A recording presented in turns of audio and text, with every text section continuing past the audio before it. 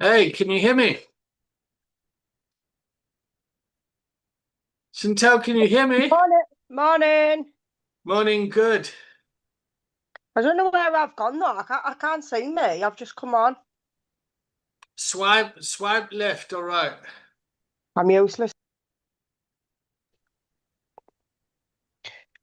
Right, no, I've disappeared. Hmm. Fucking hell. Can you see the screen? I can Does see it- you. I can see you and I can see the screen. I just can't see me. It's not a problem Oh, anyway. okay. And do you see the pre-recording consent? I do, David, yeah. Great. All right. I'm just making a coffee. I'll be 1 minute. Yeah, that's fine.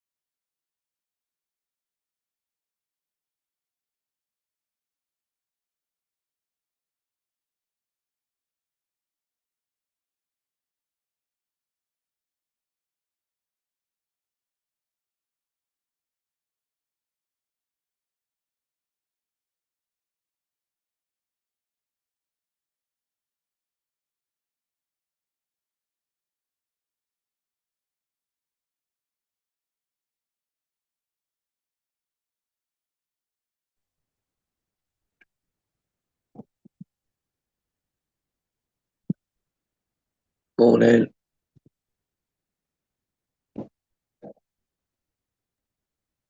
Morning, Mars. Morning, Chantal. How are you? Are you all right? Oh, I've lost my voice. Oh, yeah, I was going to say, yeah, you don't sound too clever there. Nah, Oh, uh, bless you. lost my voice. Don't Oh, well, ask I me hope to look it after the feels. container today, David. I've got no voice, man.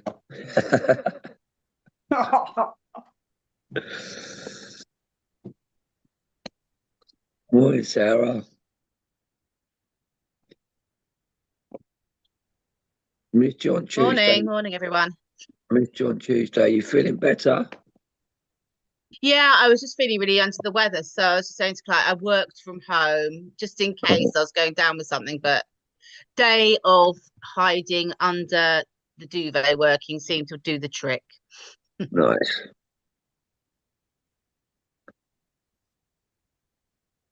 Morning, Sam. Danny. Morning. Couldn't work out why nobody was answering me, and then I realized I was muted. Oh, were you muted, David? Yeah, I was saying, hello, Moss, how are you? You sound really sexy with your voice all husky. Okay, can somebody please read the pre-recording meeting? Do you see it there? Yeah, I'm happy to do that. If I can Okay, see it go. all, hang on. I think I can read it all. I can't see it all, but that could just be me. I'll start anyway. Before we begin recording, I want to make sure everyone is aware and comfortable. This session is being streamed and recorded as part of the UCAT LERO's mission to build recovery capital and challenge stigma. Your personal safety and comfort come first. But if at any time you would like your contribution or the recording deleted, please say so, and it will be removed without question. Please remember, take personal responsibility for what you share. This is an adult learning environment, not therapy, mutual aid, or a faith-based organization. If you are happy to proceed, please give a verbal yes or use the chat to confirm you consent to the recording. Yes. Yes. Yes. Yes. Did you see at the end it Yes. says reordering? Reordering, not recording. Sorry? At the end, it doesn't say recording, it says reordering or something. You missed out a Oh. C. Oh, okay, that's my dyslexia. Sorry. No, No, that's just fine.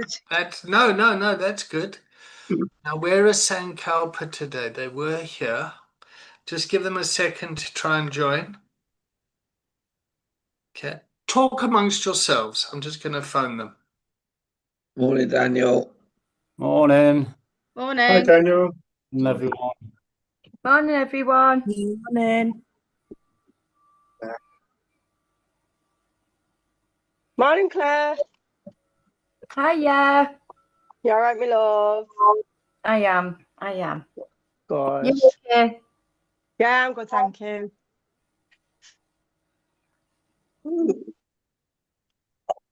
Morning, Sarah. Morning, Daniel. I'm freezing. Oh, Freezing as in freezing cold or freezing spring? ah.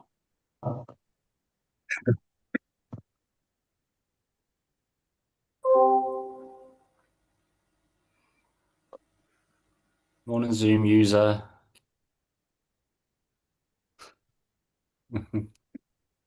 Morning, I'm unfrozen. Sorry, I'm just trying to figure things out. This is the first time to kind of do it. Yeah, it takes a while. Welcome. Does everyone know how to do the thumbs up?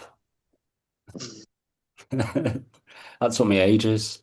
I haven't even looked at the chat. Hey, None of you expert would do anything in it. Yeah, I'm absolutely terrible with technology, mind. I'm good with people and energy, not technology. Yeah. Nah.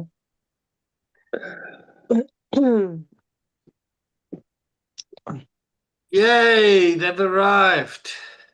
Oh, there we go. Look. Yay! Show off. There they go. Hello, Zoom user. Who's that? Hi, my name's Olivia. I'm sorry, I'm just trying to figure things out. So am I. Well, welcome, Olivia. Thank you.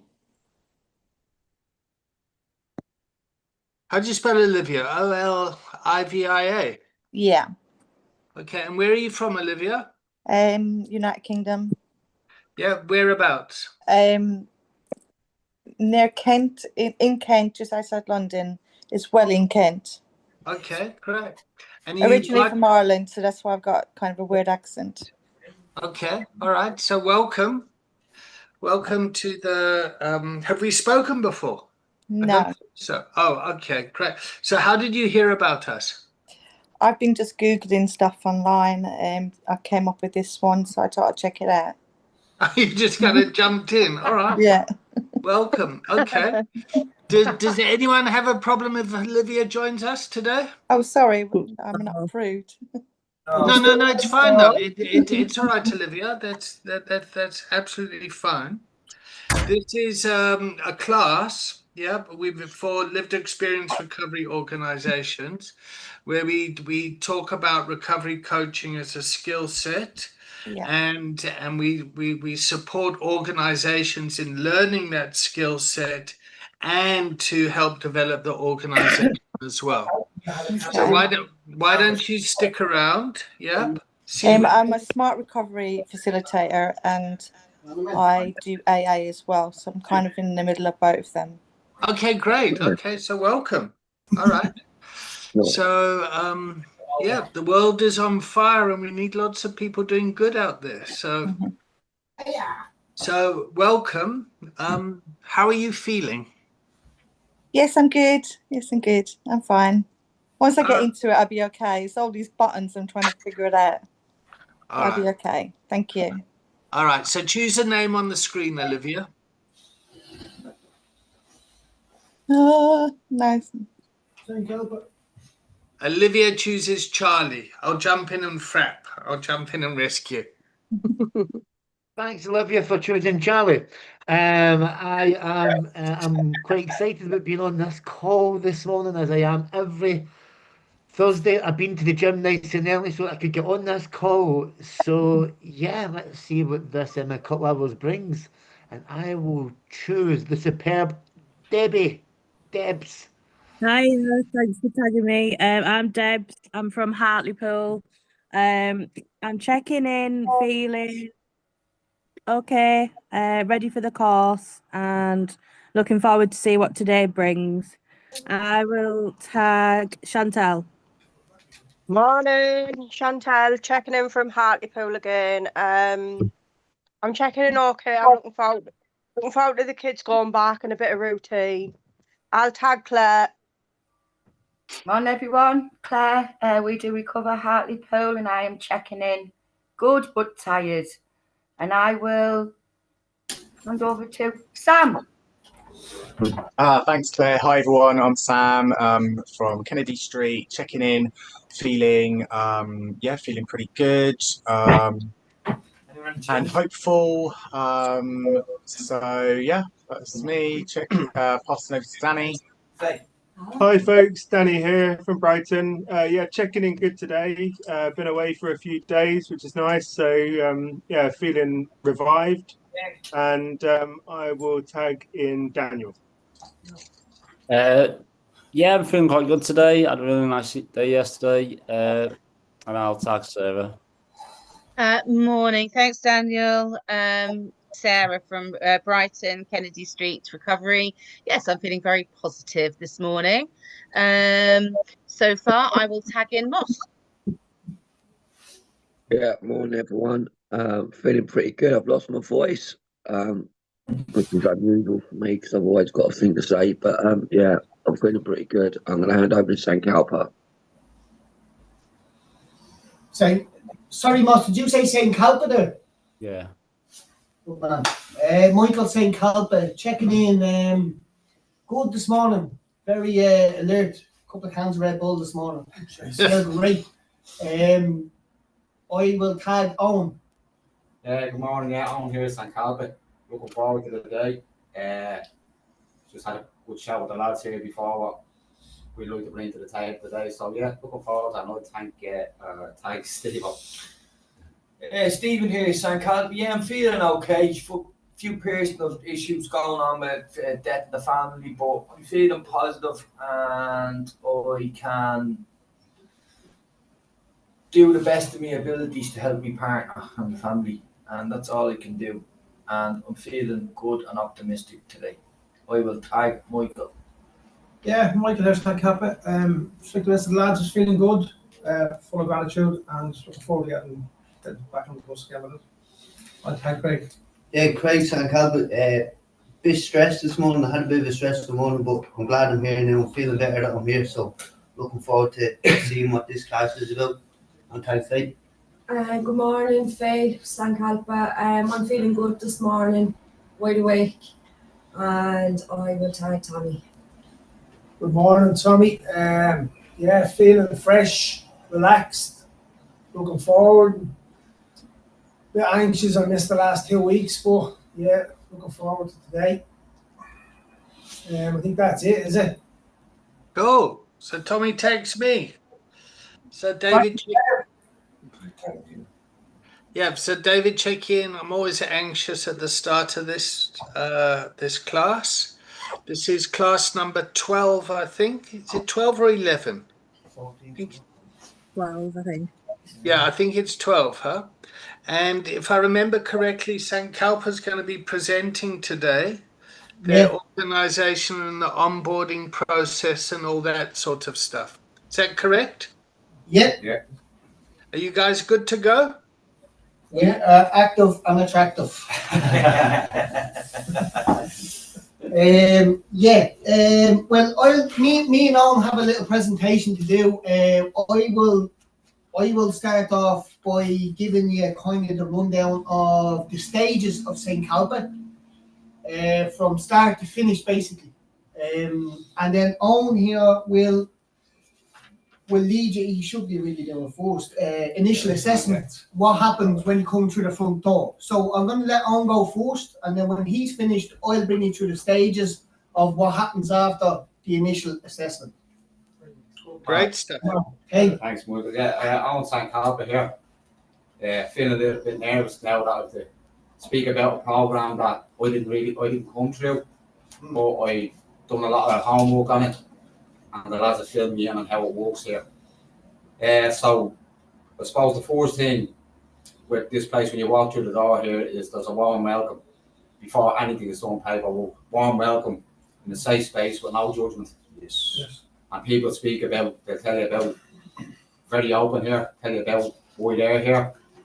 And you get that feeling of camaraderie because people with lived experience at home, they know how difficult it is to come through the door, first of all. So I suppose after that then, it's about sitting down with one of the staff here and they go through initial paperwork with you. Basically just after you settled in with a warm welcome, it's just about getting all your details, so your name, you know, just where you're living at the moment, phone numbers, you know, it's very important to get contact details down straight away, you know, just so it makes a connection straight away with the place. And to give them phone numbers, the phone number here, anytime you need to ring. So that's a connection straight away. So feeling part of something. And I suppose then it'll go into your substance history. So basically where you're at the minute. So then the assessment can be judged just on that question of what stage you could go into in the program here, which Michael will speak about. They can make a judgment and a call on the information that you were giving them. And the first thing we speak about is honesty. So where you're at, there's no judgment. You're still using, if you're trying to stabilise or you're coming in and you've used that morning, that's no issue. Just tell us where you're at, be honest, and then we can taper the plan for you to follow through in the program. So then it's, yeah, as I said, it's just about current substance use and then basically your previous interactions with recovery. Have you had any interactions with recovery? Have you had any clean time before? Or is this your first engagement with any service? So they're the important things to get down. You can get a feel straight away from where the people are at. And it's just I suppose to make them feel like that you're moving forward straight away with something. But it'll always go back to just informal chats in between that, you know, because we're all here through lived experience. So you can feel people where they're at, anxious. Like we're even anxious sitting here. You say it, Dave, every time you come on, you're anxious straight away. You know how the class is gonna go. Well, I think you could be able to gauge it yourself where people are at if they're feeling more comfortable as it's going. So you just make a judgment. But it's very important to get all these details down as well. So basically it's around your drug use and basically how did you get here? How did you hear about this program? Which is very important as well. Because people come from the community, you probably heard from the rest of the lads here that live in this area, we don't live here. But so you can gauge them, you can keep data on the place, on the information, how people are finding out about it. I think I said to you a few weeks ago, until I never knew there was services like what we have here and the one we went through, until I looked online and my family members looked online. But there's so much out there. So yeah, that's basically the comprehensive assessment at the start. And then, as I said, Michael will just talk you through then the stages of what happens after that. Okay, wonderful. Can I just jump in quickly? Yeah. Yeah, and I just want to ask some questions, if that's okay. Yeah. Why is culture important? A warm welcome, things like that. Why is that important? And it's open to everyone in Sankalpa. In the hope that the person will come back, you know, to make it a safe space for them, to feel comfortable. Okay, so it's warm, it's welcoming, so that they come back. So the most important outcome of the first session is the person comes back for the second session. Yeah. And to feel like they're not being judged, you know. Yeah. Because they're being judged out on the streets by people, by authority figures and whoever else. When coming here, you want to feel safe. You don't want to feel judged. So you let them know that it's okay. You're safe. There's nothing to be hid here. You can say whatever you want to be honest and truthful here, and we will not judge you. Okay, so I just want to tweak that a little bit. We are making judgments when people come, but we're not being judgmental in a shaming way. So sorry. it's accepting where people are at, Yeah. and we're making judgment calls based on safety. Yep. How much are you using? Where are you at the moment? What's going on? We're kind of like, measuring the risk. So, Yeah. and to do that in a non-judgmental way is very important. All right. Why is the paperwork important? What's the benefit of the paperwork? It's to keep track. To keep track of where the basically the participants at from start, how they're getting on through their journey. To log their progression, I suppose, Yes, or if there's regression, you know. Okay, so you can kind of pinpoint where they're at, and then you get a kind of a baseline of where they can move to. Yep. What might be the downside of the paperwork? The downside of the paperwork would be that it's very important to protect people's data. I suppose the personal information that'd be a downside of it, because you would have to kind of keep it safe, you know. Exactly. So it's like, what do you want this for? Why do you want this sort of stuff? People might find it invasive. Yeah. Yep. How do you work around that? Well, you'd assure them that they set protocols in place here for your data and your information to be protected, you know, because some people can be very, you know, especially when you're coming off drugs, you're paranoid, you're fucking suspicious of people, you know. So you just reassure them that they hold the data protection, you know, very seriously here, and they never discuss another client's progress or non-progress either, you know. They'd never leak information or that. And it's just to reassure people, to let them know that this is a safe place. You won't be judged, and no matter what, they will try to help you come to a solution. They will help you guide you to a solution. They're not going to go and do it for you, you know. So we could just add to that as well around, I suppose, initially the confidentiality conversation has to happen, because I suppose the person that's coming in and giving you their details, if you're able to explain to them that we have confidentiality here, but it will be shared with staff, so we can tailor the program towards you. So the only thing, but nothing goes beyond the staff members, because staff have to know if, say for instance, if you have a psychotherapist in the building, if you think that would be something that this person might need further down the road, that this information will only be shared with the people that can help them going forward.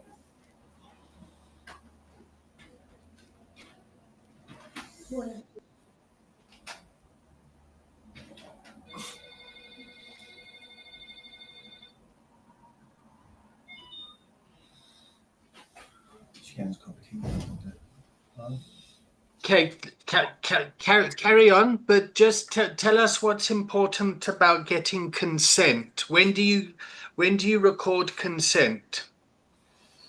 You'd record the consent straight away, David.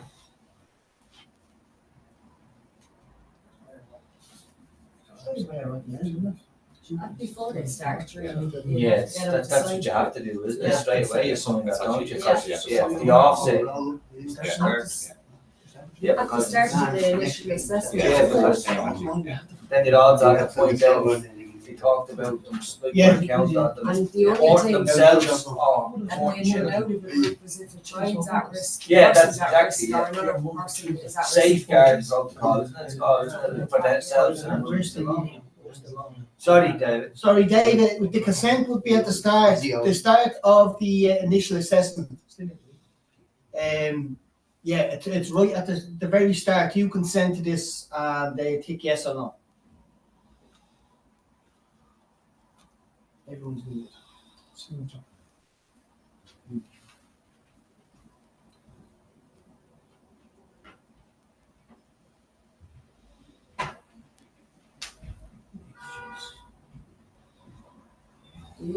Do a little dance or something.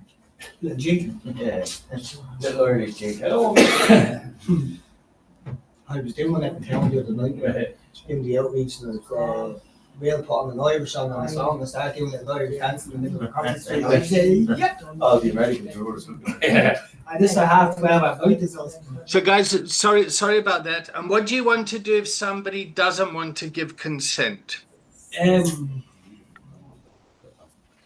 David, to be quite honest, I don't know. Great answer. Well, I suppose you would, in that situation, David, you would have like an initial chat and talk to them, but you probably would go to the management and seek their advice and in which way that they would approach it, or what's the protocols for doing that, because that's a good question, because not many people would know the answer. And what we're looking for is that you kind of say, oh shit, I don't know, and then you escalate that. Yeah. So that's great. All right, let's move on. Sorry about that. No bother. Do you want me to well done, guys. You're doing great. Do you want me to run you through the stages of after you fill out the assessment? Yeah. Yeah. So the person's arrived. They've been onboarded. The consent has been signed off. They're safe. You've got an idea of where they need to fit in. So at that stage, then, David, they would be given an access group. It's on a Tuesday and Thursday between 3 and 4, 3.5, 4. Sorry, they attend 2 days a week, between 3 to 6 weeks, depending on the person. If they're not showing up one day, and after that, David, they'd be put in another group called Turning Point. Turning Point then is another group, and they'll be given drug diaries to basically see where they're at with their drug use, because the access, they're still in active addiction. It's just to bring them in to get them feel comfortable. So they'll be put onto the next group, which is Turning Point, and then Turning Point, you'll be given the drug diary for the week to see where you're at, to stabilize you and to reduce your use throughout the weeks that go on. If you can get clean in Turning Point, you'll be moved on to a drug-free program. It's in the same building, but you're across the room. And obviously, in drug-free, you're substance-free. There's no more drug diaries. It's about you being honest. If you do have a slip, you have to come back in. You be honest and tell your peers that what happened. You be stepped down for key working sessions twice a week, and then you'd have to come in and explain what happened, how you felt, how you slipped, and own it, and then get straight back into it again. Okay. Yeah, and if you can't get clean, yeah, you can access treatment. The St. Calso residential. So can I come in? Yeah. Yep. All right. So the first thing is you want to then orientate the person around your program, and you do that by saying this is our timetable or whatever. Yeah. And then you orientate them around your partner organizations that you work with. Yeah. Is Turning Point a partner organization? No, Turning Point is still St. Calvin. Oh, okay. So it's just a different. So it's still under the same umbrella. Okay. It's still St. Calvin. All the 6 stages are still St. Calvin. It's just different journeys of the ladders, the steps you're going up. All right. And what about orientating them to like mutual aid stuff, fellowship stuff, SMART, things like that? When do you tell them about that sort of stuff? The fellowship is kind of talked about, but it's not part of our program. Yes. Okay. So that's an outside thing, but yeah, it's suggested. It's not compulsory. We don't. Yep. No, that's good. Because it'll just muddle up basically what we have going, you know. And the Turning Point, David, it's a little bit step up from access. You're in here 4 days a week, so from 2 you're going to 4 days a week, 10 to 1 then. So you're getting a bit more responsibility to actually come in and start participating. And then drug free, then you're in here 4 days a week again, 10 to 1 again, you know. And then sorry, David, that fellowship thing flung me off. You're doing great. You're doing great. The fellowship thing flung me off. When you're in drug free, you'll graduate from each stage of the 6 stages. So you'll get your cert.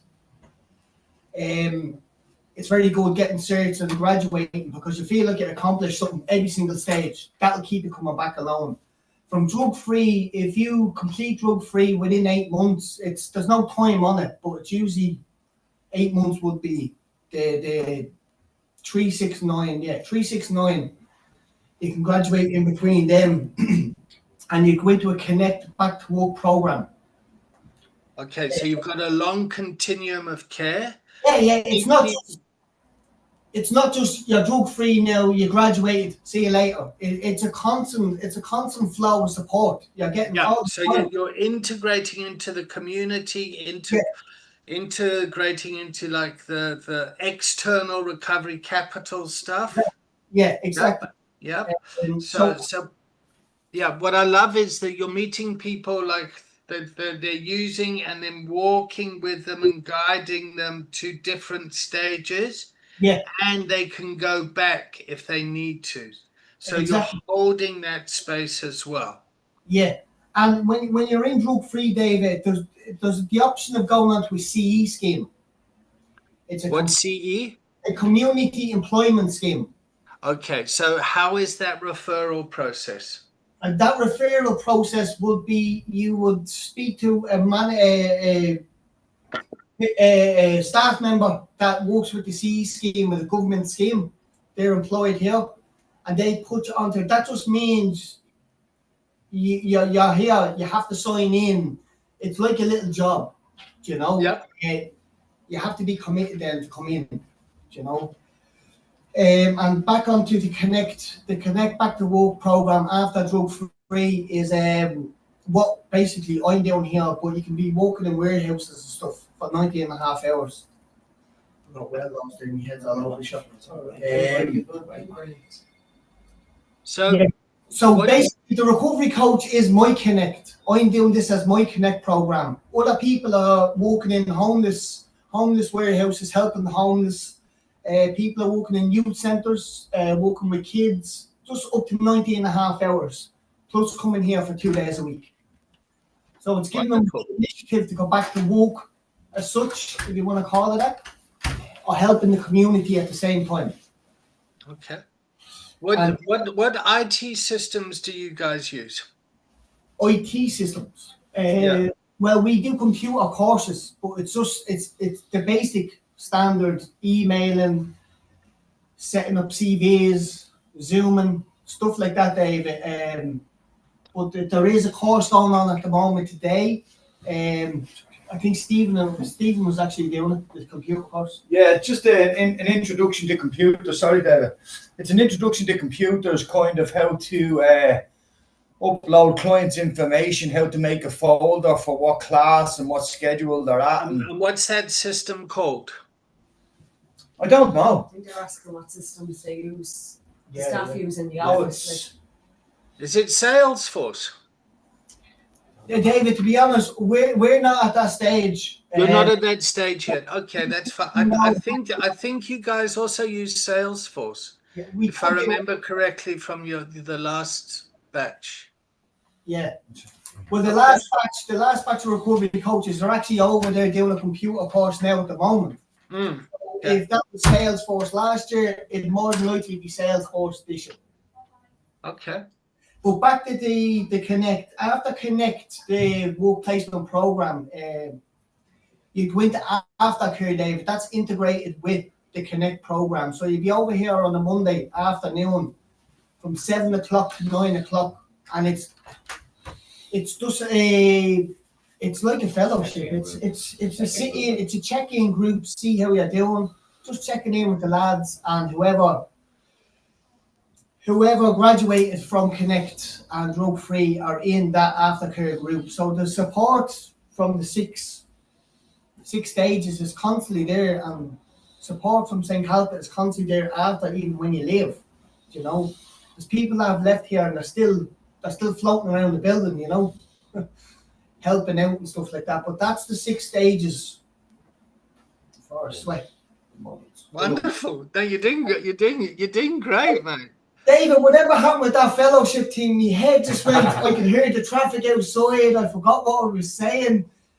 Relax. I love your authenticity. It brings safety as well. Yeah. And the fact that you're kind of showing that is very important as well, because it just shows a willingness to kind of ask for help and get support. Yeah.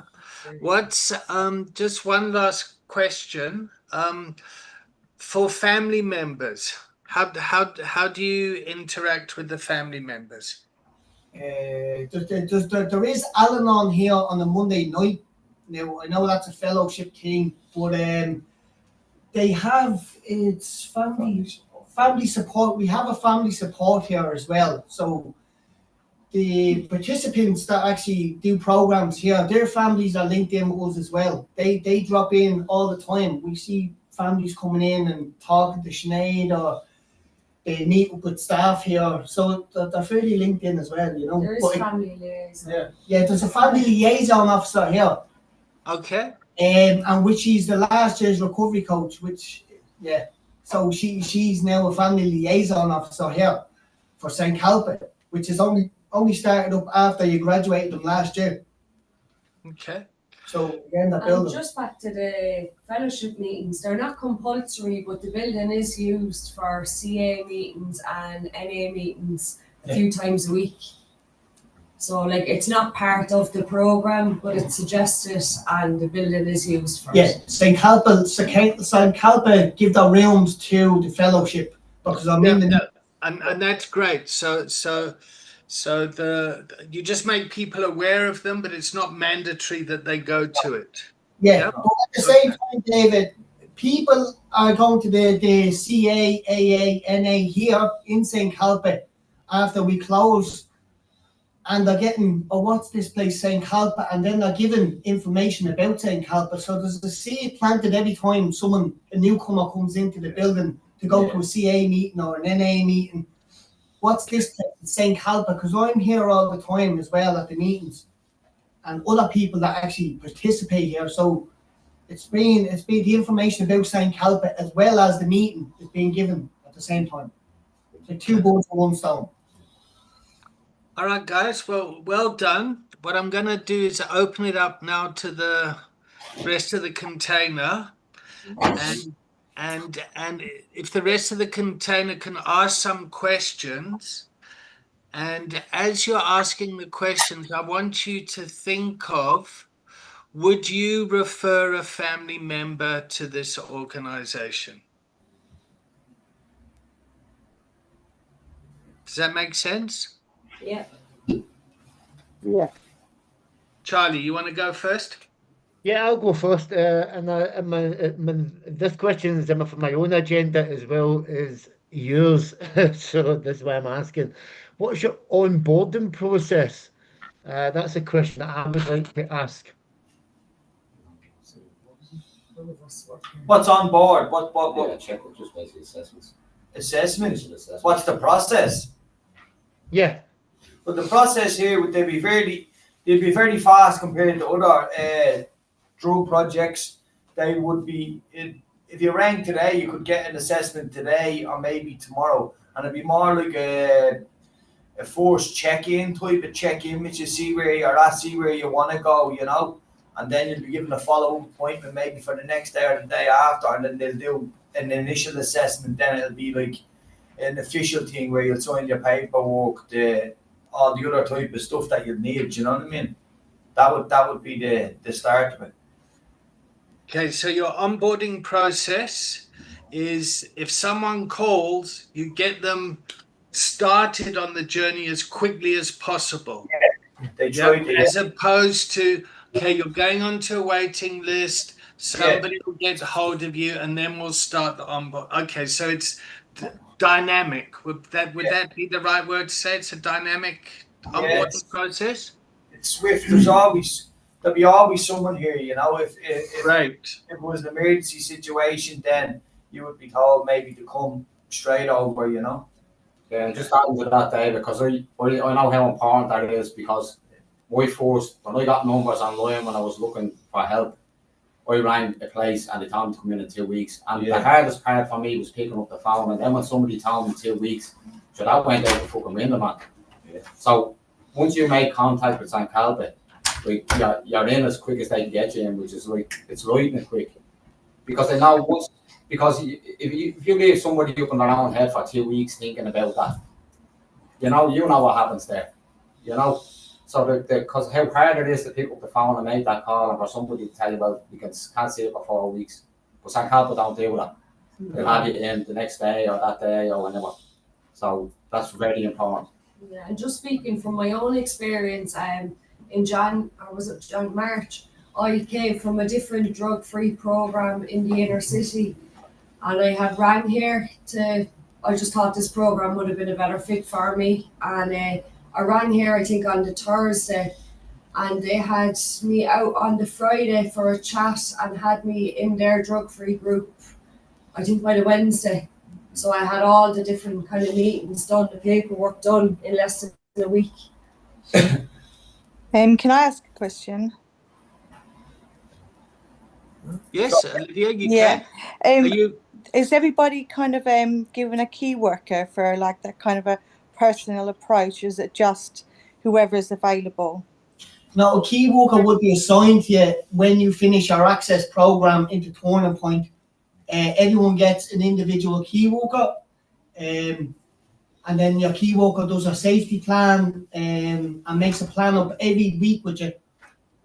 And then as you go along, the plan would be every month and then a safety plan and Yeah, okay. Thank you. I was going to ask, sorry, I was just going to ask as well, when you do your assessments and things, is it any member of staff, or is it someone who is specifically doing the assessments, or, you know, is it a recovery practitioner can anyone do the initial assessment when clients come in and filling in the forms? I don't think so, to be honest. No. I think it's whoever they plan on having key working you. Yeah, I think like where I volunteer, this people come in, like if you get referrals from the doctors, or if you can self-refer, or you can you know, somebody could have told you about it. You make contact with the unit, and then you'll be like you come in for kind of an interview, and then they'll get all your details and what substance it is and everything like that, and then eventually they'll give you a key worker, and then that key worker will work alongside you to give you what classes they think that they would kind of be more beneficial to, like if it was a ketamine class or alcohol, or it was cocaine or whatever it is. They kind of give you kind of little kind of like, because I do the smart recovery down there, most of them do that because that smart's open to everybody. So yeah, so that's the way we run our one. I was just thinking, was it kind of the same approach? It'd be a little bit different, but in the same kind of, yeah. I wouldn't be too far off that, yeah. I've lost my voice. I've got a question for St. Calvert. So what do you do with those people who have a physical dependency on alcohol and heroin? So an alcoholic turns up and you know, they're not rattling because they're alcohol dependent. They've had some alcohol that morning. But what would you do to support that person? You could guide them. I think they guide them towards, like, say, either getting on a clinic or some other professionals, you know. And once they get on a clinic, like they send them to the Granby and stuff like that. Yes, they're linked in with the addiction services and the detox services, and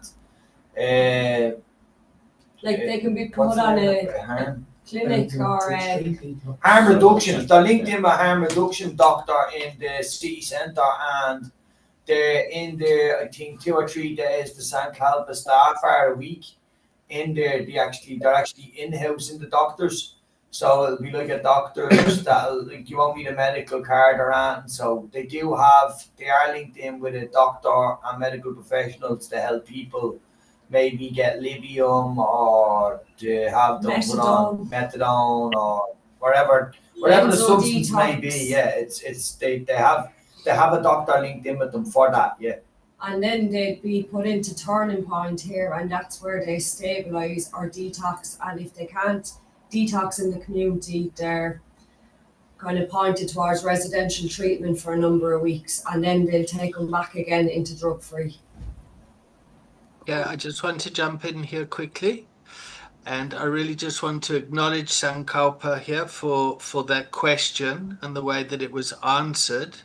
Because just the language of like knowing things like Librium for alcohol detox or methadone or something, you're able to kind of understand what's being spoken about, but you're not making the prescription, you're not making the diagnosis and prescribing, but you're okay to talk about it. So I just kind of want to honor you guys for that, knowing your environment. Yeah. How are you feeling, Sankalpa, as a team? Strong and Really good. Yeah? Yeah. Okay. Are you open to some more questions? Here comes Danny.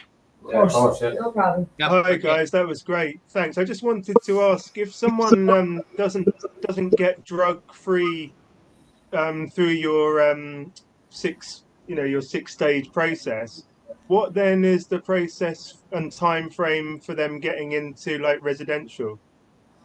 Well, they stay like they'd point them towards say like that doctors that would do the detoxes of everything. They'll get them stable, give them a structure, and if you can't get clean in the turning point, you're pointed towards residential. And like there isn't a number of slips or relapses a person can have here. They work with the people on an individual basis. Like The access is also, it's not 6 days, as Michael said. 6 stages. It's 6 stages, was it? Yeah, that's what he said. Sorry. I thought you said 6 days.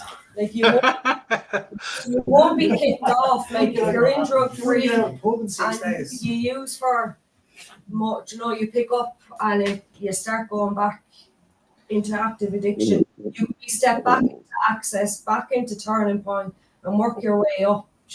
Again. And then the assessment as well, David. Sorry to jumping in there.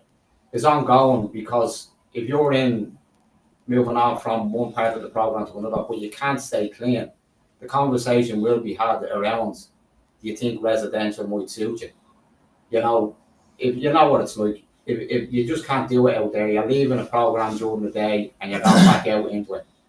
And that's where my experience was. I started with a program where I was going 2 days a week, but I couldn't do it out there. So what they do here, the assessments will be done constantly assessing. So what Michael was speaking about the drug diary or usage diary, if the diary is being spoken about each week and see that there's no change, okay, what can we do what can we change that's not working? Are you not able to do it out in society at the moment? Do we need to link in with residential? And here there's programs that last a month, there's programs that last 2 months, there's loads of different residential treatment services in Ireland. And you can tailor that to the person. There's religious-based ones, there's behaviour-based programs, and just substance-free with group therapy, accountability groups and things like that. So your key worker will do all them assessments on an ongoing basis. Because if it's not, harm reduction is the big thing at the start, but if you want to be drug-free and to change your life, residential might be an option. But that's where your key worker will make that judgment along with the client. Can I ask a question? Sorry. How long does it take for hang on, Olivia. Sorry. So first of all, Olivia, I want to acknowledge your enthusiasm and just fucking jumping in here. Okay, so no, I just want to tone it back a bit if that's okay. So sorry, Danny, was your question answered, or is that Sam putting his hand up? That's me putting my hand up for when you're ready, David. Oh, okay, cool. So, how do you guys all think Sankalpa's doing? Brilliant. Great. Oh, Yeah. Great. Yeah, they're doing okay. So, Olivia, what we're doing is we're just assessing Sankalpa as an organization on how they operate as an organization. And now we're at the stage where we're all kind of just throwing stuff at them, and there's a robustness that they're working together at in coming up with the answers and everything. Yeah. So that's kind of where we're at. Okay. Are you open to a couple more questions, Sankalpa? Yeah. Yeah. Okay. Olivia, would you like to go? And then we'll go to Sam. I was just wondering how long how long it would take for the rehab to happen with the funding, because there's a lot of things about funding at the moment, isn't there? Do you have to go through all your kind of finance, and do the council get involved with the funding? I think it's every treatment centre, the waiting list will be different, really. So it kind of depends on where you want to go and the time of the year for the funding. Because I know there'd be a lot more funding at the start of the year. Some blocks. Yeah. Some treatment centres would be dearer than others. Some of them will take your social welfare payment, and that's your payment while you're in there. So say the last one I was in was 110 a week, and that was taken out of my social welfare money. So you wouldn't exactly need funding for every treatment centre. It just kind of depends on which one you're sending your client to. Okay, so what that question answered is an understanding of the process between like kind of benefits and treatment and things like that as well. And Olivia, Sankalpa's in Ireland, so it's slightly different over there as well. Okay, Sam, last question, and then we're going to wrap this up. Yeah, cool. Thanks, Sankalpa. Amazing. Yeah, really informative. I just wanted to ask a question. What happens if the person doesn't turn up for the second time? Do you chase them? Do you keep their information? What happens? If you don't turn in the access, is it? We kidnapped Yeah. We tied them in the chair. No, there'll be a phone call made to see are they okay, to check in on them. Are they safe? Are they okay? But not force them to come back. You have to come back. There's going to be punishments and consequences. It's just a little check-up. For key working, really. Yeah. And do you want to drop in for key walking on a Thursday? We'll have a chat. Are you safe? Is there something wrong? At that stage, that early stage, people are still in active addiction. So they're not like, oh, did you use? Because they obviously know they're still active in addiction. So that's not brought up, something happens in life, people don't turn up. But sometimes just people will fall out of the program. It's just the way it is. If 10 people are in it, only 5 might really stick to it. The other 5 are just not ready yet to give it up. But their information is held and they're still contacted. Are you okay? Do you still want to come back? Do you need support in the community? Stuff like that. And I think people's data, just going off my own knowledge, will be stored for about 2 years after a person finishes, if I'm right. Yeah, that's right. Also to add to that, to the answer to your question as well, Sam, also we have an outreach team here, and even the managers in Sinead or some of the recovery coaches, they would actually call out to people's houses as well, and I know of some circumstances where they've brought people out some food parcels, but it'd also be the food parcel would be the maybe excuse to get in and check in on them and see how they are, and see, like, would you like to come back to the stabilization group, or can we help refer you to the doctor for the detox, or can we get you somewhere where you be stabilized that would be at less risk, So that would be another answer to the question too, yeah. Wonderful. Moss, I saw you had your hand up. Did you want to put it in a quick under the radar one? Oh fuck! What was the question? No, Don't worry about it. All right. Okay, so have you? Can either do a hands up, so thumbs up they pass, thumbs horizontal they need to do more work, thumbs down they're fucked. Well done, St. Calper. That was great work, lads. Well done. Well done, man. Fantastic. Okay. Thank you. All right. So from my perspective, Sankalpa, I really feel that you've touched on all the points that are necessary. You've tapped into the client's experience, their history, the culture.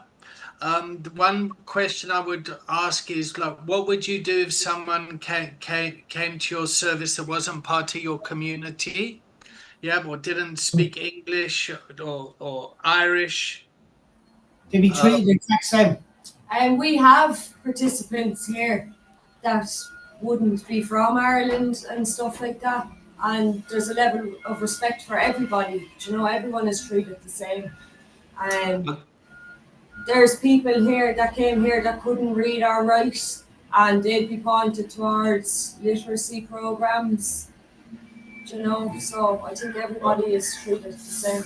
Yeah, also to add to that, Dave, as well, I know of the staff going to, there's an immigration centre where the illegal migrants are housed, and I know personally that some staff members have went up there and reached out to them too, you know.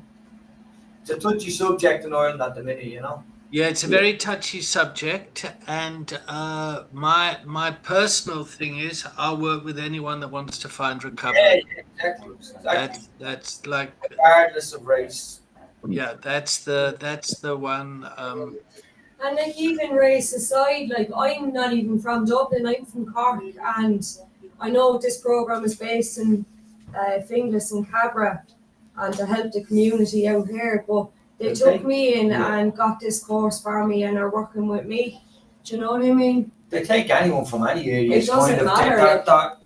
They're flexible in a lot of ways. They'll make allowances, you know. They will never turn anyone away, you know. Even if somebody came that necessarily hadn't got great English, they will find a solution to the problem. They will walk around it, you know, or they will know another service that they could go to that maybe would have people that would be able to speak their native language, you know. And just to add, nobody really speaks Irish in Ireland.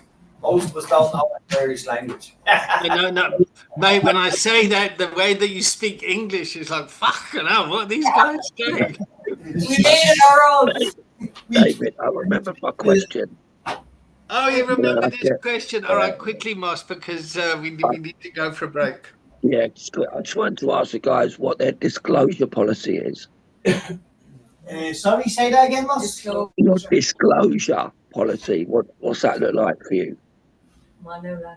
We don't have one. Right. We don't disclose that. Oh, just like having to disclose information about something, is it? About yourselves. So like when someone comes in the door, do you tell them that you're a recovering addict as well? Most of them know anyway, we're from the area. Most of them would know us, you know, we wouldn't be afraid to disclose. I'd say it depends if you think it's going to benefit the person, them knowing. Like, of course, I give them my experience or whatever, but I don't think it's necessary. Because it's a person, it's not about me as such. Yeah, you make Great answer, Faye. All right, Sankalpa, well done. Yeah, seriously, well done. Spend the next hour debriefing this. Yeah, pat yourselves on the back and celebrate, and then just think about what you want to do for the next 8 weeks as you come here. I think Kennedy Street's presenting next week. Is that right, Sam? Right. Yup. I think that's right. Yeah, good. Are you guys ready? Yeah, I think so. Okay, great. Okay, Sankalpa, well done, huh? Thanks, David. Thanks, everybody. Well done. All Thanks, right, guys. That was great. We'll see you Very next week. Okay. God bless. Bye. All right, everyone else, we'll take a 7-minute break. We'll come back at 5 past the hour. Okay, cool. Thank you. Yeah, you did just smashed it.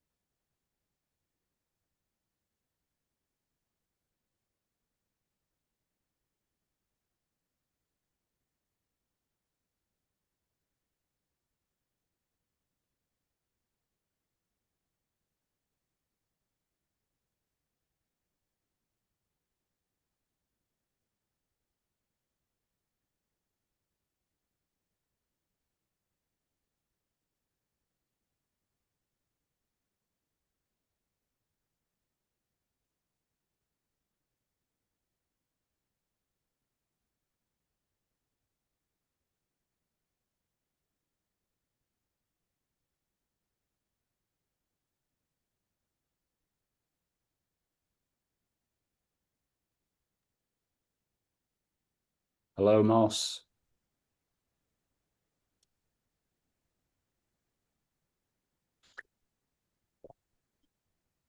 Hello, Danny.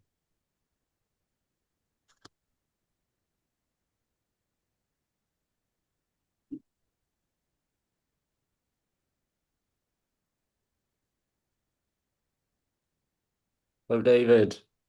Hi, I left my glasses behind. Hang on.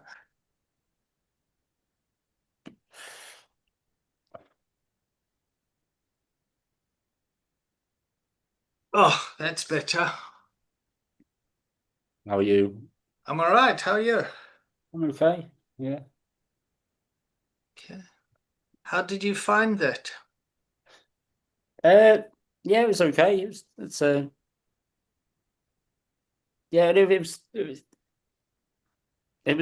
well, just it's really similar to what they do as like CGL maybe. Well, although they seem a lot more on it, like the timescales are a lot better.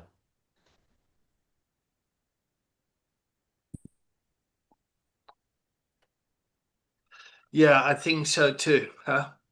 Mm. Right. Cool. All right, so we're at 5 past. Let's go. Let's start the check-in. Oh, do you want to start the check-in, Daniel? Yes. Wait a sec. Where's your pretty face? There Yeah. you go. Yeah. Feeling quite good. I had a nice evening last night. I think I've learned a little bit just then, and there's some good questions. And I'll hand over to Moss. Thanks, Daniel. Yeah, I'm feeling pretty good. I'm really frustrated. I've lost my voice. Got a fucking appointment at 12:30 as well. But and I'm meant to be going for coffee. But whatever, it is what it is. Yeah, I'm grateful for this morning's training. I think St. Calper seemed really on it. I'm going to tag Debs. Hey, yeah, I'm feeling good. I found that really interesting. In fact, I actually wanted to go myself. So I was like, when can I join? Yeah, no, it sounds really good. Really interesting. So yeah, I will tag Chantel. Hello. Yeah, I'm feeling okay. I'm feeling really good Can myself. you hear me? Yeah? Can you hear me? Yeah. Yeah. All right, yeah. Yeah, I'm checking. Okay. I'm good.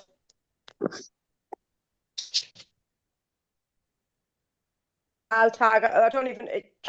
I'll just tag on. David. It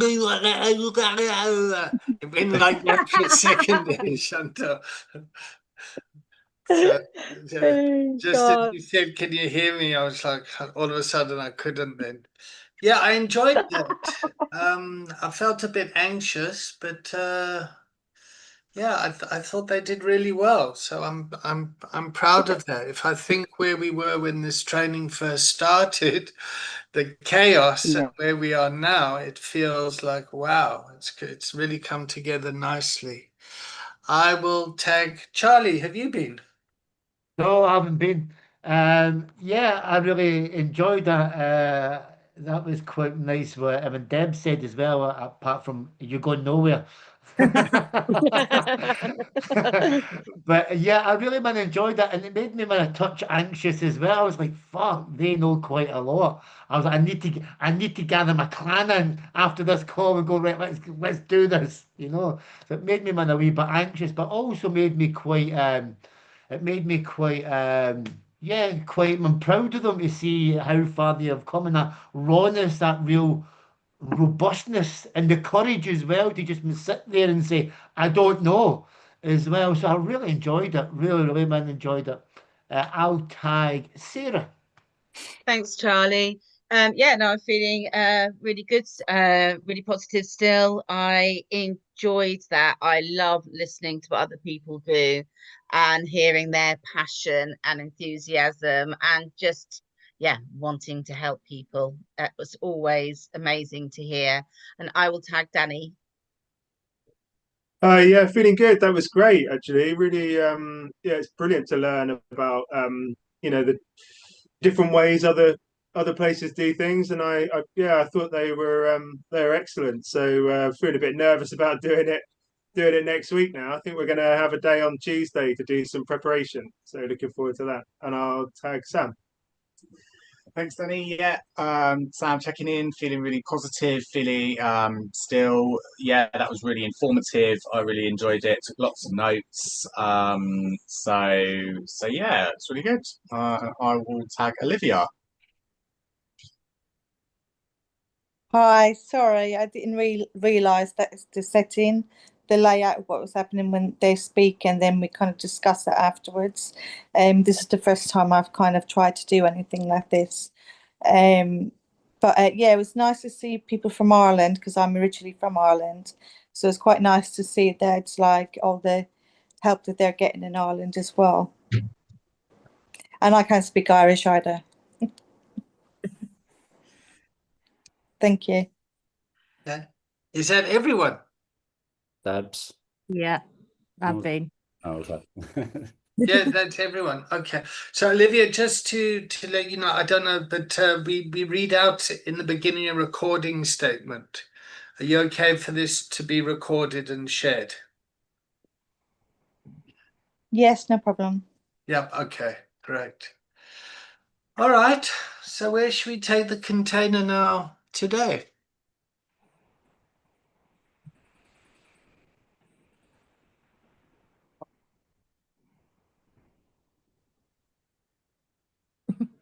Daniel's eyes are going, oh, fuck, I don't know.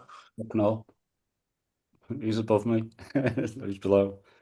I've made a big choice over the weekend. So I've decided to go into a rehab. Oh. I just need like out of the refuge, and I don't feel quite ready to go into the big bad world by myself yet. So I'm thinking I need the help and support of a rehab. So I've applied for rehab, and I'm just waiting on forms and everything. So I just thought we could maybe talk about rehab. I don't know. So what would you like to talk about rehab? So first of all, thank you for sharing this. Yeah. Yep. All right. So let me just draw a picture.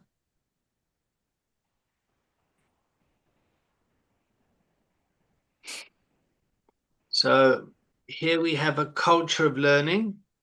Yep. Then we have the culture of addiction, and then a culture of recovery. Yeah. And then this window here is wellness. You all see the whiteboard, by the way. Yeah. And then this is treatment.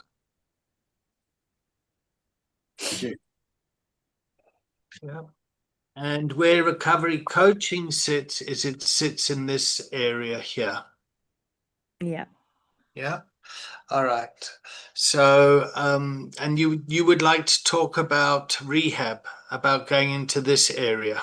Yeah. Yeah. All right. So, what would you like to know about it? I'd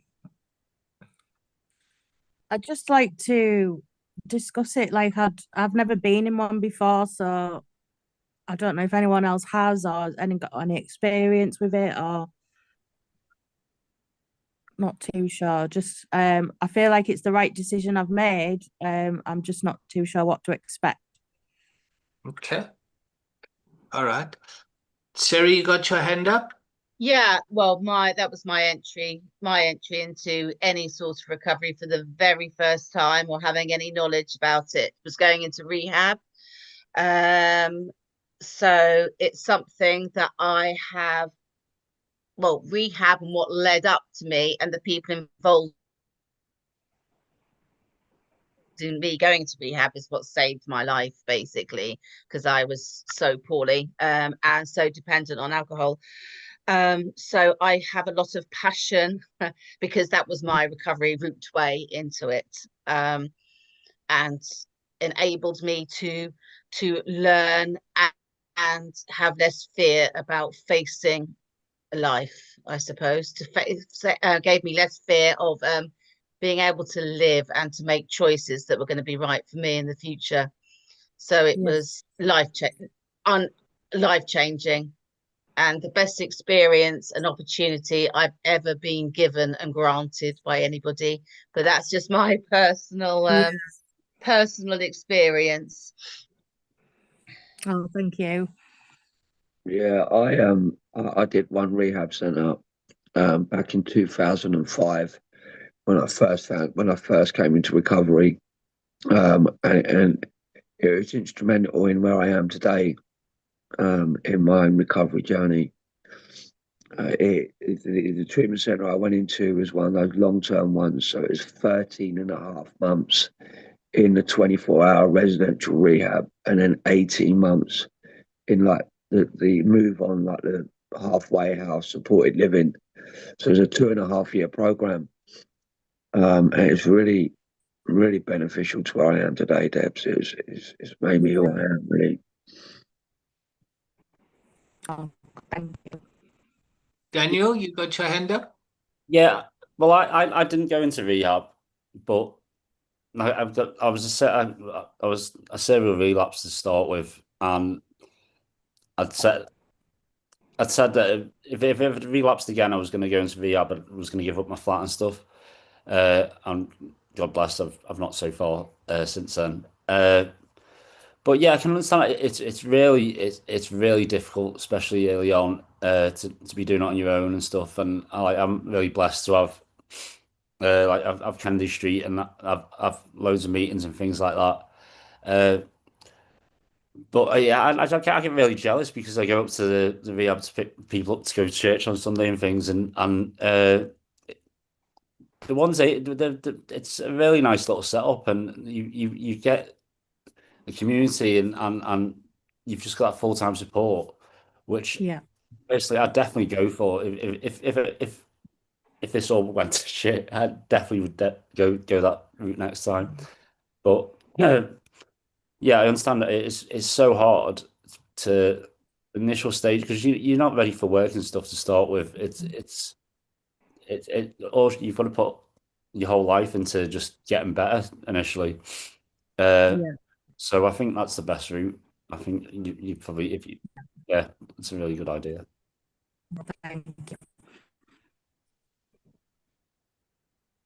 Olivia? Yeah, I went into rehab. Like Sarah, it was the best thing I've ever done. I needed to be taken out of society 100% because I just couldn't stop picking up. So going into rehab, it's nerve-wracking. I understand what you're saying, but when you get in there, you realize everybody's in there the same kind of thing that you're in there for, trying to get better, trying to get well. You gain friendships, and you learn a lot about yourself as well. Everything that's going on inside your head, all those things that you all like your childhood memories and stuff like that. They go through everything, and it kind of opens the door to kind of dealing with your emotions as well. Because stopping the alcohol is one thing, but dealing with life after that to teach you all those skills as well. It's like being a baby again, really. But yeah, it was the best. It was the best experience I've ever done. Yeah. Okay. Can I come in? Yeah. Yep. Okay. So I just want to, so we're here to learn about recovery coaching and work in lived experience organizations. Yeah. And Debbie, you've been part of this class, yep, for a Yeah. good 11 weeks now, 12 weeks. And you've now bought this saying, listen, I want to move out to the refuge and go into treatment. Yeah. And you've really brought your heart to this container as well over the weeks. And I really want to honor you for that. Yeah. And I think it's personally, I think it's a wonderful decision. Yeah. Yeah. So I'd like to talk about treatment, and I'd like to talk Yeah. about the biopsychosocial model as opposed to a 12-step model of treatment. Yeah. Yeah. And what the biopsychosocial model is there's three components to it. So there's the biology side of it, the detox part. Yep. So if you're on a substance, if you're on alcohol, opiates, or something, how are you going to get the body detoxed? Yep. And Yeah. I think it was Moss who brought the policy question or something around. I can't remember what it was, but that he put towards Sankalpa. So there's that process, yeah, and people often need to be hospitalized for that or in a place of safety, yeah. And the second component of the biopsychosocial model is the psychology of it, the education part of it, where you learn about yourself, you learn about the psychology of recovery. Learning the 12-step stuff would be a component of that. Yeah. Learning CBT stuff, learning coping strategies, whatever that program does, there'll be an educational component to it. And then the third part is the social side of it. Yeah, that's why it's called the biopsychosocial model.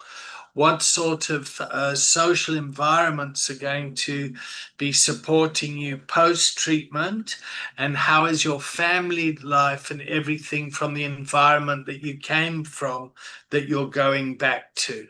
Yep. And what's your work environment like? Okay, so that's one thing I want us to kind of to think about. So do you need detoxing from something? Yep. And how you're going to be kept safe? Is your environment going to look after you and be supportive of that? And how's your social network going to go? Yep. All right. So there's one thing that I'm curious about is how do we do recover support someone when they're going into treatment and what that looks like. So how do we care for the people that have lived experience working in our organizations that need support? Yep. And I think it's a very important thing that we don't do in the industry very well. You can go to hospitals and the nurses treat the patient, look after the patients very well, but the hospital doesn't look after the nurses very well, and the nurses aren't very nice to each other. Yep. You can go to a school where the teachers are great with the kids, but the teachers are really horrible to each other. Yeah. So that's a conversation I'd like us to kind of look at. Yeah. And then the third thing I want to say is just about the word clinic and what is rehab. So the word clinic comes from French and it means place of bedside learning. Yeah. And so for me, at our clinic is when we don't have patients, we have students. So people come into our clinic, they get detoxed, and then they enter an educational program, and then we see how they cope with that, and then how they integrate with their family and all that sort of stuff. And it's a very important thing for us to get our heads around, because a lot of people don't enter into recovery because they believe they've got to go into rehab somehow.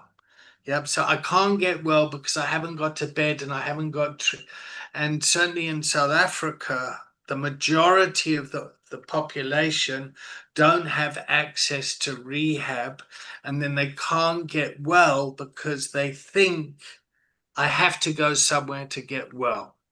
And that's how we started pocket rehab and all this sort of stuff. But that's another story. So First of all, I just want to check how are you doing with this conversation, Debs? Yeah, fine. Yeah, I'm all right. Yeah, it's good. It's helping actually. Okay, good. So what's the name of the rehab you're going to? Oh, Charlie's gonna hate me for this. Um, it's called Addictions Northeast. Okay, and how are you getting there? Is it paid for by the state? Is it privately funded? What do you No, need a referral? what I've done is I rang up, I applied, they've sent me the forms. I filled out the forms. It's a £30 admin fee, and then I'm on a waiting list. Okay, great. All right. And what do you get when you get there? What is So this it's program?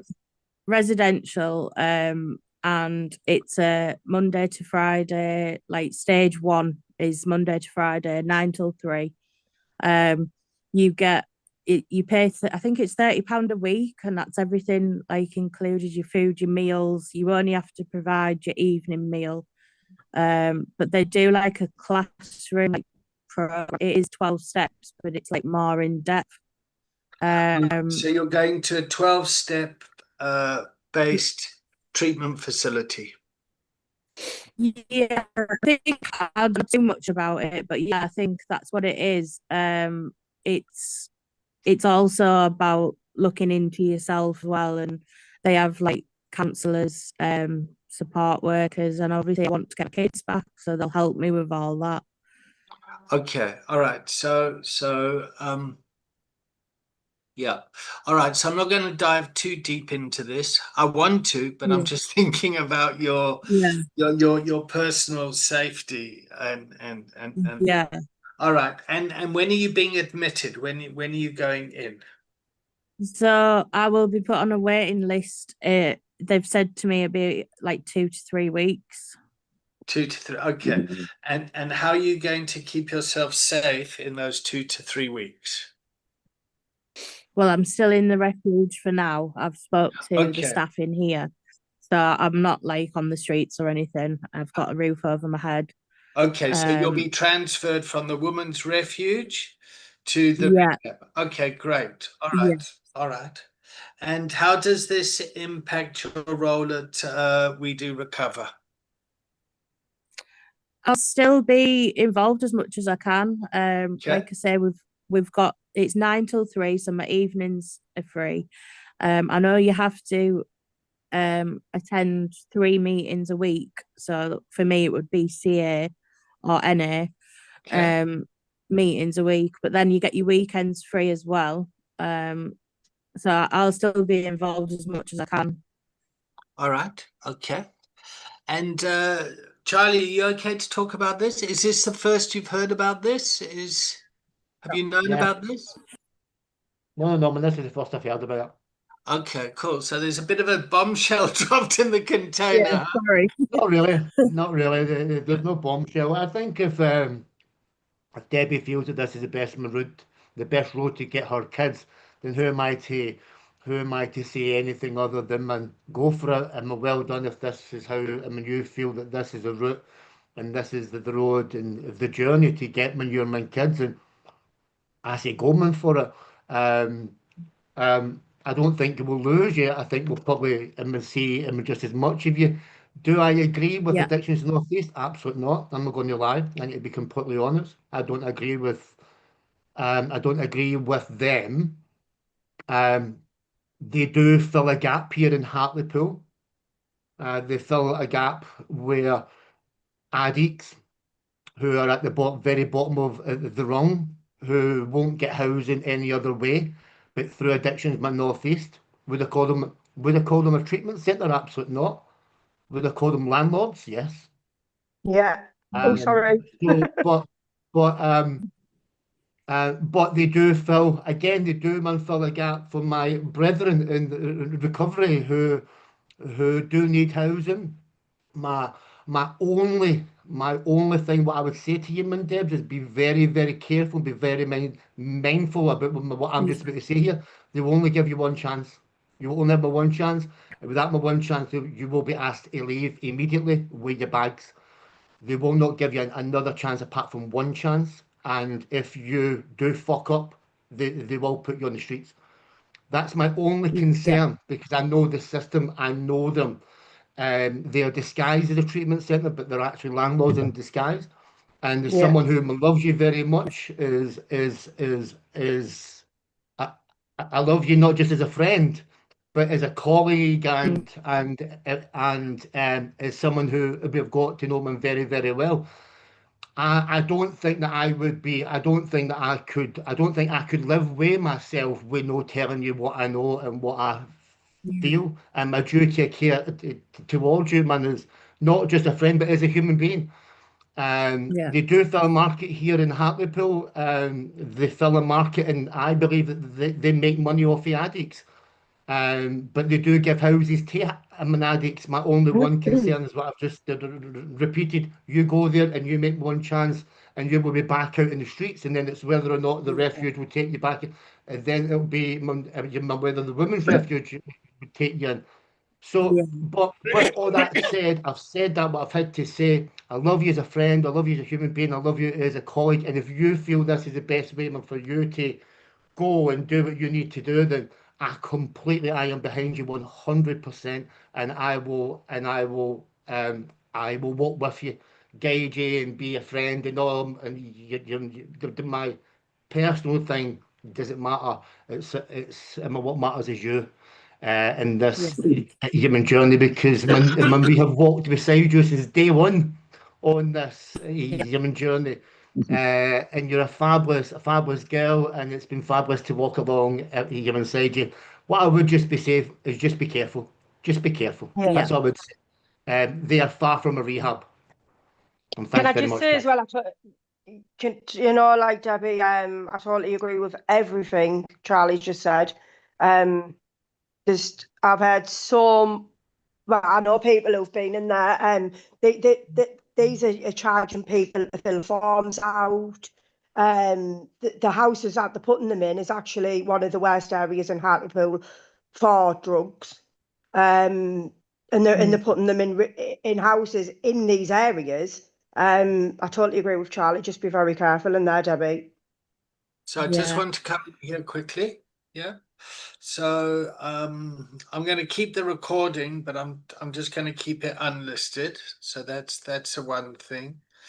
The second thing is different treatment centers have different ethoses and different policies and ways of doing things.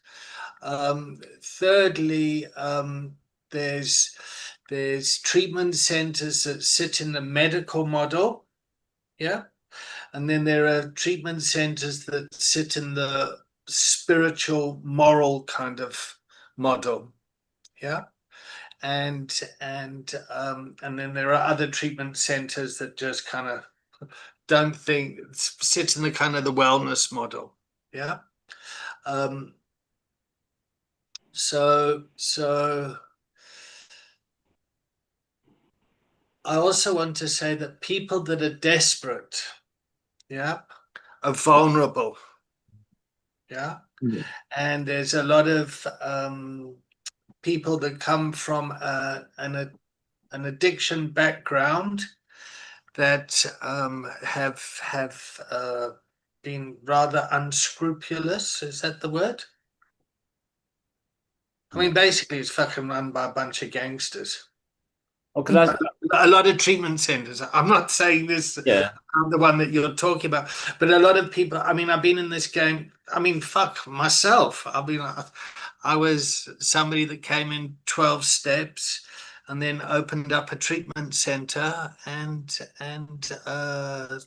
in South Africa, because the only form of treatment there was going off to work farms and having Christianity forced on you while you dig holes in the desert. That's the like let's beat people with the wrath of God. And there have been several deaths in those type of treatment centers. So there's a lot of shit that goes on. Yeah. And there are a lot of people that have kind of psychotic breakdowns or schizophrenia or things like that. They're getting tied up and chained to beds and locked. So there's a lot of This is in Africa. In the UK, the behavior there's similar behavior like that, but there's a lot more social care in the UK. Yeah. So yeah, it's a hot topic. Yeah, can I say it's like after listening to all that and stuff, I would say like I'm going to be 18 months next week, and then I would say the biggest thing that's helped me do that is actually listening to suggestions from the people around me who love me and actually have the best for me, and that was it wasn't an easy thing to do at the start. It didn't take much to beat me down enough to then see a lot of other people getting beat down even worse. The thing actually, I should listen to the people who aren't getting beaten down today and see what they have to say and take that on board because yeah, because we got all because it is hard. Everything's hard. It doesn't matter where you are. It's going to be difficult. So maybe just take some time to think about these. Really think about. Can I just say, your mum from just my from on a personal, in my point of view, your mum with Debs, it's like I've just seen my Debs grow so much in the last like 4 or 5. Your mum's, she's been like a flower. It's just like blossomed over this mad, your mum's. And you know, it always fills my heart to come and see you. So that's my concern is this flower that's blossomed. And I just don't want to see that. And that's my own agenda, is I don't want to see anything happening. That's only my own agenda. So I just wanted to say that. Can I share some? Yeah, go for it, Moss. Yeah, time for a little bit of disclosure, I think. So in the 80s, my mum completed a treatment centre, and she did everything they said and did everything that social services said, and she got me back in her life after a long break. You know, I was 10, 11 years old, living with my granddad. I'd lived with my auntie. I'd lived in fucking social services, like in a care home. And like when I got my mum back in my life, I was showed unconditional love again. I stopped shoplifting. I stopped smoking. I stopped stealing off money. You know what I mean? I was off the rails. I would have been one of those guys who was drinking and using when I was 11. But my mum came back, showed me the unconditional. She showed me because I wasn't shown it. And when I felt that, and the bond I had with my mum is very codependent, moving into adulthood, but actually that's, you know what I mean? It was like I knew what she'd been through, and like, you know, and it's, you know, just do it, Debs. You know what I mean? And if that's your goal, that's your goal. You know what I mean? And have, you know, and have faith. You know what I mean? In the 12-step program. Yeah. You know what I mean? You know, that's the number one lesson I learned 20 years ago. To be involved and to get long-term sustainable recovery is to be involved in a 12-step program. That's my experience. That's what I do today. Thanks. Can I ask a question?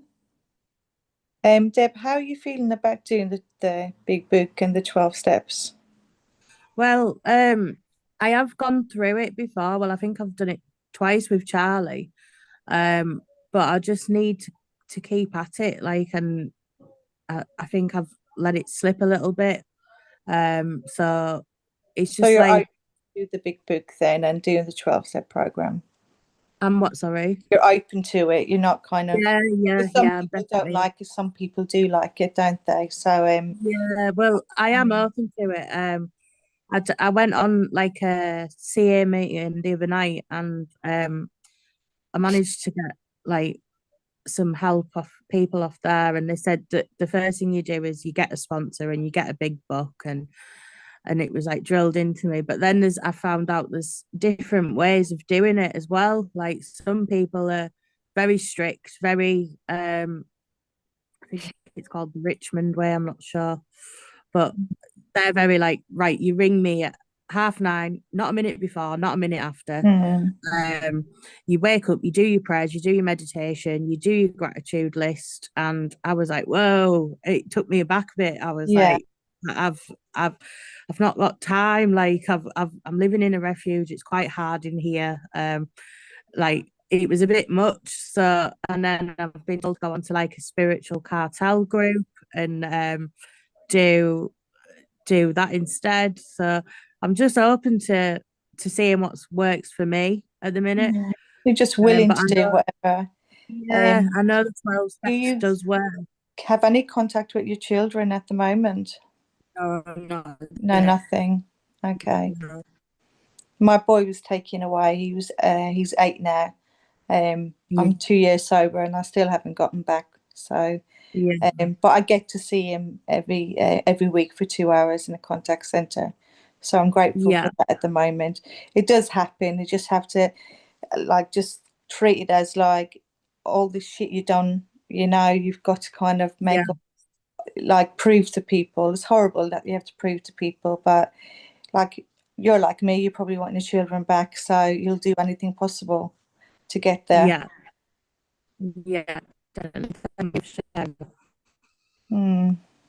Yeah, I just want to put my hand up and say I'm activated and triggered and fucking this topic, especially when we're talking about kids being taken away and all that sort of stuff, because that's what happened to me and my kids, and yeah, and what it does is it just really triggers my sadness Yeah, and shame, I think. And I just want to just put that in the container. yeah, This it gets me charged up. Well, so I'm not so much a facilitator anymore. It's like all my own fucking lived experiences bubbling around here. The positive thing is I've got two elder daughters and they're yeah, 100% back in my life now, and like we have a fantastic relationship now.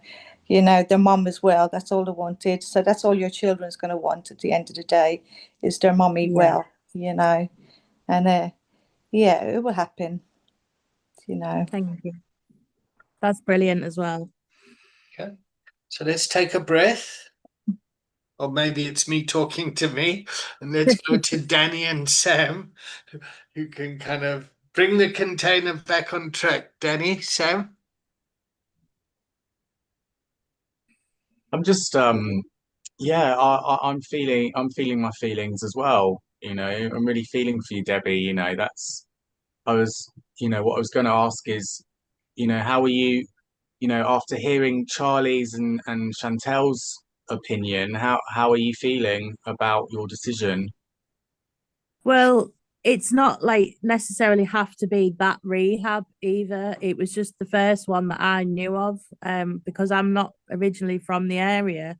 That was the only one I knew of. So that's the only one I've applied to. So it doesn't necessarily have to be that one. I was at my art group yesterday and he's Billy from Smart was telling me about another rehab and I thought, oh, I wish I'd have known about that one. Like, so it's about it's me like exploring my options as well. So it's not necessarily going to be that one. It was just I know that that's the path that I want to go down, but not might not be with them, might be with someone else. So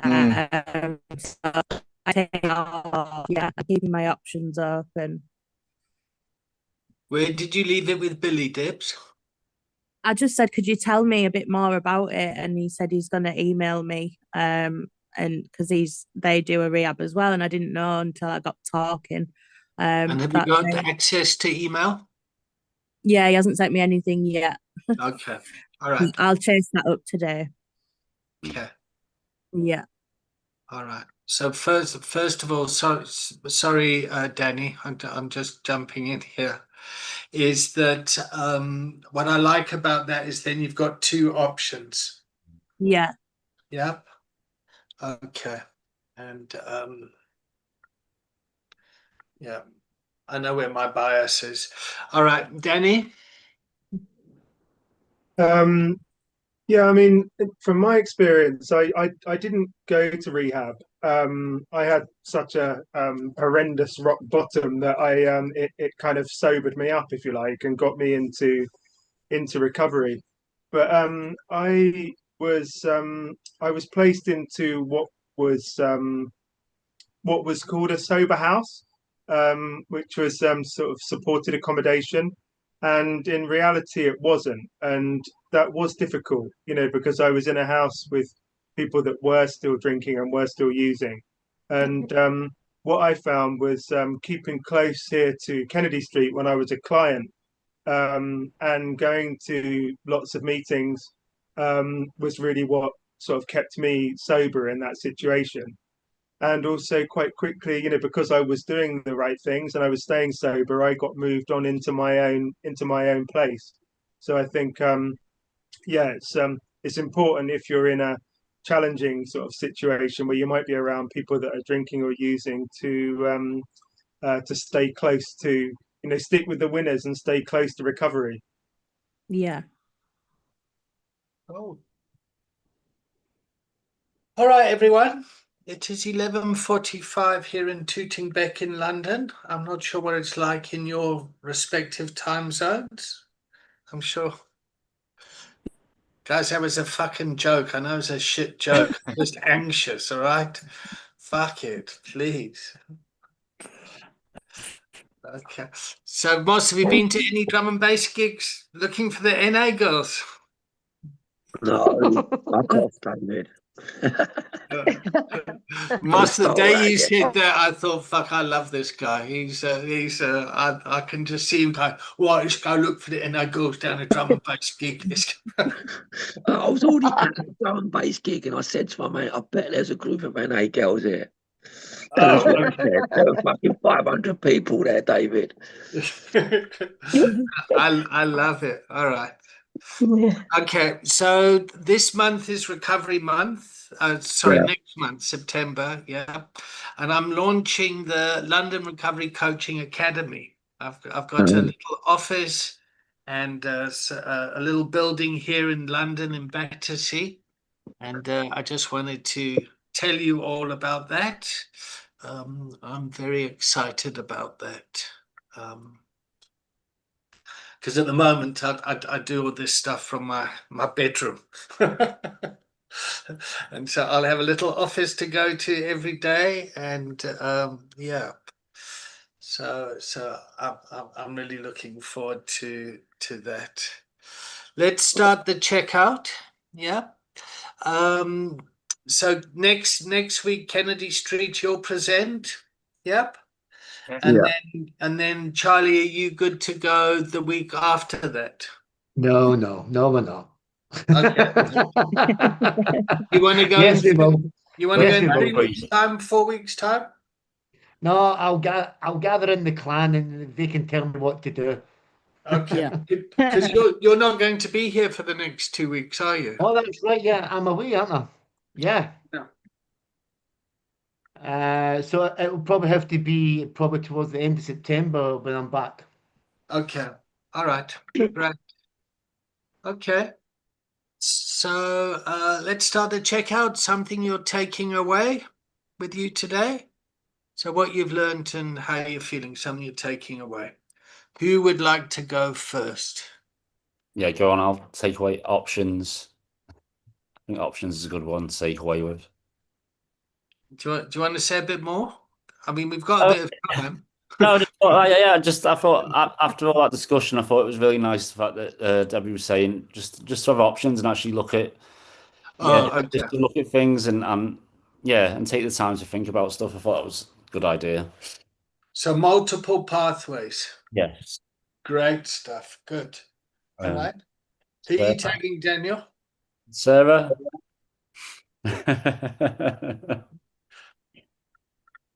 Yeah. Listening to that, I just think it's such a privilege to be involved in conversations and open and honesty. So yeah, that's been great, and it's been a very informative morning. Took the first hour, and just to say, Debs, whatever you decide, Just wish you all the best and lots of love. So I will tag in Charlie. Thanks, Sarah. The word that I would probably use right now is relieved. Relieved that my colleague and my Debs mentioned Billy from Smart Recovery, because he is a great bloke in Hartlepool. He's one of us. So I feel relieved because I was pretty triggered. I'm pretty triggered. So I feel relieved, but it's not my I'm not me to choose, and at least Debs has got options, and that's the most important one. As long as you picks Billy. Sorry, guys. I'll go with Sam and Danny. Thanks, Charlie. Yeah, Sam checking out.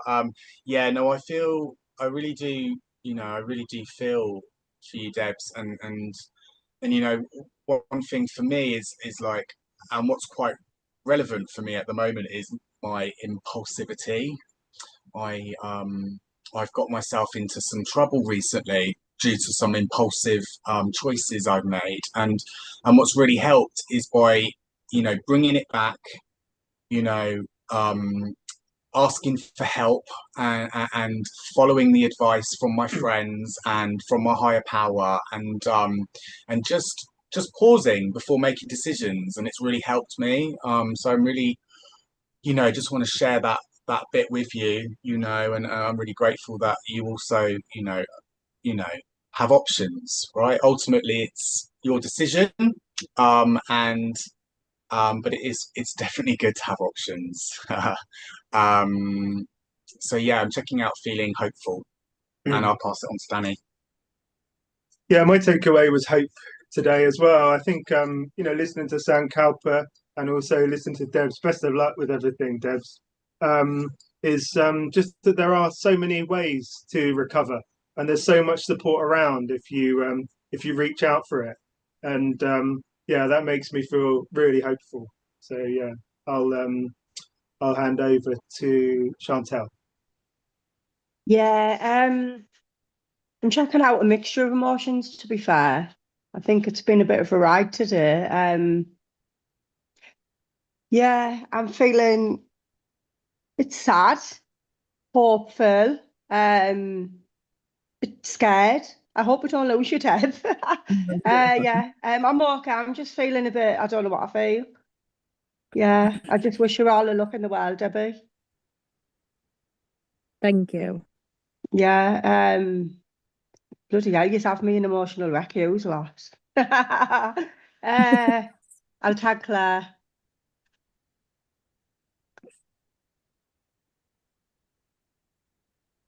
Claire, where's Claire? Claire still there? Claire Claire, is jumped Claire off them still at half there? time. All Claire right, I jumped off at thought. half time. I'll tag David. Okay, well, go with Olivia or Moss. Olivia, sorry, I forgot. I'll tag Olivia. Hi, I was going to say exactly what Danny said. As addicts, we always end up like doing things on impulse. So try to kind of like look into all the options and see what's best for you. Just so, and I feel really hopeful for you as well. We'll get there. Thank you. Moss, have you been? Yeah. No, I haven't been yet. Yeah, I'm feeling quite thoughtful, quite reflective. Yeah, I think I think the takeaway is just like people have said, not to be too impulsive. You know what I mean? Like that's really addictive, addiction behavior, isn't it? Boom, got to do that now. You know what I mean? And we don't have to do it now. And if I could pass on a bit of information to your Debs, it's just use the support network you got right now. Tap into it. You know what I mean? Yeah. Speak. You know what I mean? Like speak to everyone. And it's really. I really felt Charlie when he was like, mate, that fucking rehab is full of gangsters, like David said, it's like, fuck, man, you know what I mean? And, yeah, I'm so grateful. I'm really grateful to be in this container and feel that compassion and care and understanding and stuff we have for all each other in here, and we're able to share some real deep stuff. So I'm really grateful for that. Thanks.